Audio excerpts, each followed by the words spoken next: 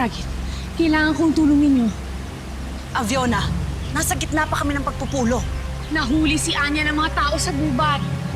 Ano? Hindi ba binalaan na kita, Aviona? Wala nang panahon, Daragit. Armado ng mga baril ang mga taong nakahuli kay Anya. Wala na akong magagawa para sa'yo. Pero nanganganib ang buhay ng anak ko. Daragit, hindi maaaring hindi tayo tumulong sa isang kapwa mulawin na nasa panganib. Siya mismo ang sumuong sa panganib. At siya mismo ang nagdala sa sarili niya sa kapahamakan. At naway magsilbing aral sa kanilang mag-ina.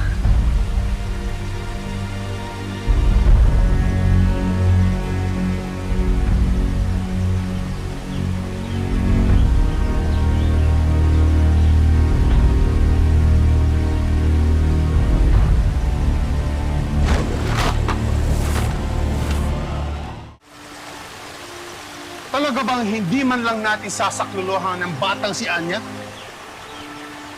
Mapangahas ang pagpapakita niya sa tao. Bata si Anya.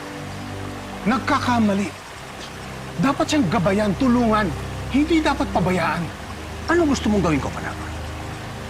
Magdala ako ng kawal at susugod sa lupa? Narinig mo, hindi ba? Armado ang bumihag sa anak ni Aviona. Anong laban ang mga sumpit natin sa kanilang mga baril? Anong baril?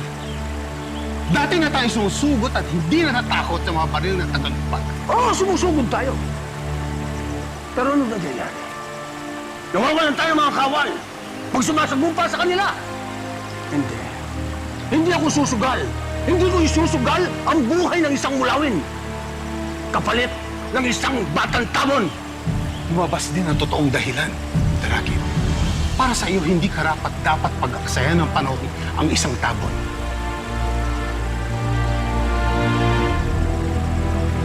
Totoo, hindi ba? Mababa ang tingin mo sa isang tabon na katulad ko, kaya hindi ka mag-aangat ng isang daliri upang iligtas ang anak ni Aviona na isang batang tabon. Hindi lang ikaw ang kasapi ng konsehong ito, Panagon. Bakit hindi natin hingin ang opinyon ng iba? Dadak!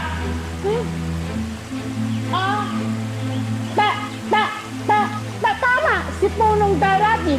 Nakakatakot ang mga baril ng mga tao. Baka, lumanak ang dugo! Kahit kailan wala kang paninindigan, Dakdak. Aling Rusing, Dapat lang nating iligtas ang batang si Anya. Oo, may katigasan ng ulo ng batang yun, pero napakabait niya. Para ko na siyang apo.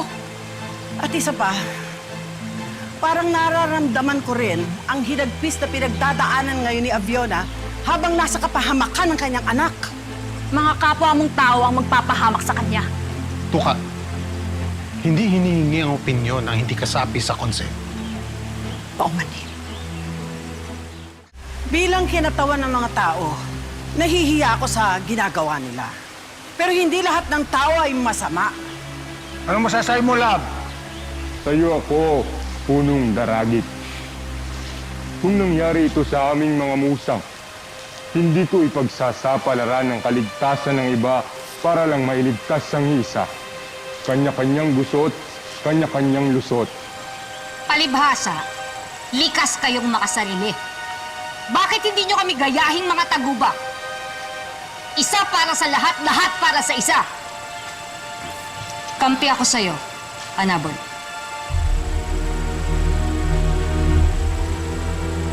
Tatlo na kaming sang-ayon sa pagliligtas kay Anya. Tatlo rin kami sa lukat. Kung ganun, ang boto ni Lumbasa magpapasya.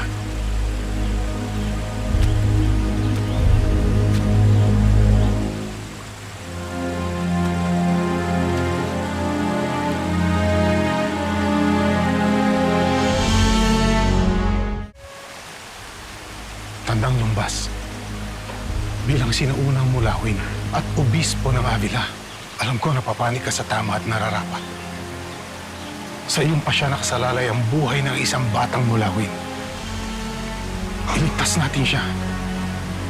Huwag mong pangunahan ng matanda.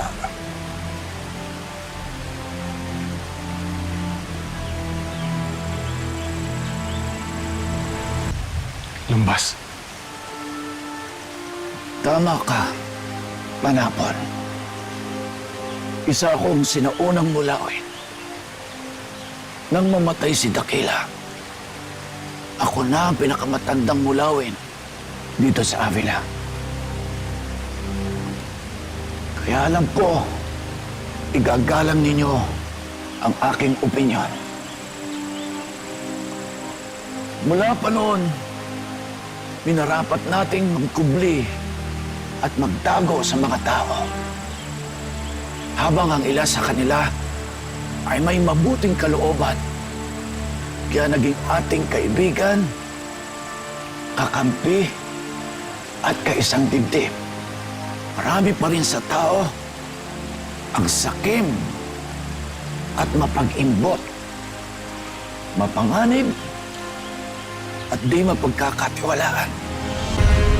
Mahalaga ang buhay at kaligtasan ng isa. Ngunit, higit na mahalaga ang kaligtasan na nakararami. Kaya, ako ay sangayon kay Daragit. Wala na tayong magagawa pa para sa batang mulawin.